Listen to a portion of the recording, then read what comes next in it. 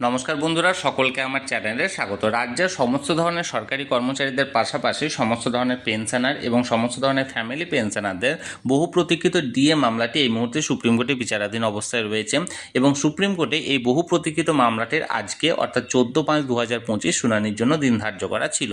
আজকে শুনানিতে অর্থাৎ আজকে যে হিয়ারিংটা ছিল সেই হিয়ারিংয়ে কি হলো, এই বিচারপতিদ্বয় কি বললেন এই মামলাটি শুনে, বা মামলাকারীদের পক্ষ থেকে বা সরকারি পক্ষ থেকে যে সমস্ত অ্যাডভোকেটরা ছিলেন তারা কি সওয়াল জবাব করলেন, সকল কিছুই আজকের ভিডিওর মাধ্যমে আমি তুলে ধরার চেষ্টা করব।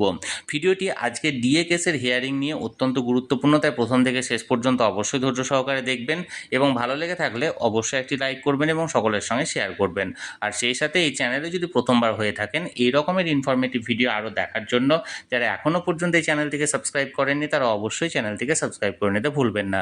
তাহলে চলুন আজকে ডিএ কেসের হিয়ারিংয়ে আদালতে কি হলো সকল কিছুর ব্যাপারে আমরা বিস্তারিত জেনে নিই। আজকে সরকারি কর্মচারীদের বহু প্রতীক্ষিত ডিএ মামলাটি honourable mister justice Sanjay Karol and honourable mister justice Manoj মিশ্রের এজলাসে ক্লজ নাম্বার 40 অর্থাৎ সিরিয়াল নাম্বার 40-এ ওঠার কথা ছিল এবং যথারীতি নির্দিষ্ট সময়ে মামলাটি আদালতে উঠেছিল এবং এই মামলাটির বিষয়ে মাননীয় বিচারপতিদ্বয় কী বললেন চলুন এবার এক নজরে জেনে নিই। আজকে সুপ্রিম কোর্টে ডিএ কেস নিয়ে একটি অত্যন্ত ভালো এবং সুসংবাদ উঠে এসেছে, কারণ এই কেসটি অনেকক্ষণ ধরে আজকে শুনানি হয়েছে এবং শুনানির তরফে অর্থাৎ শুনানির ফলে মাননীয় বিচারপতিগণ এই ডিএ কেস নিয়ে একটি অত্যন্ত পজিটিভ কথা বলেন। সেটি হলো রাজ্যের তরফ থেকে যখন বিভিন্ন রকমের ফাইন্যান্সিয়াল বার্ডেন বা ফাইন্যান্সিয়াল অবস্থা অর্থাৎ টাকা না থাকার কথা তুলে ধরা হয়, তখন বিচারপতিদের তরফ থেকে বলা হয় যদি ফাইন্যান্সিয়াল বার্ডেন থেকে থাকে তাহলে এই মুহূর্তে অন্ততপক্ষে 50% ডিআরএস অ্যালাউন্স মিটিয়ে দিতে হবে। এখনও পর্যন্ত ডিটেলসটা আসেনি, ডিটেলস যে সময় জাজমেন্ট কপিটা যখন আপলোড হবে তখনই পুরো ডিটেলসটা এই বিষয়ে বলা যাবে। আপাতত যেটুকু জানা গেল সেটা হচ্ছে যে 50% ডিআরএস অ্যালাউন্স মিটিয়ে দেওয়ার কথা বলা হয়েছে রাজ্যের তরফ বিচারপতিদের তরফ থেকে রাজ্যকে।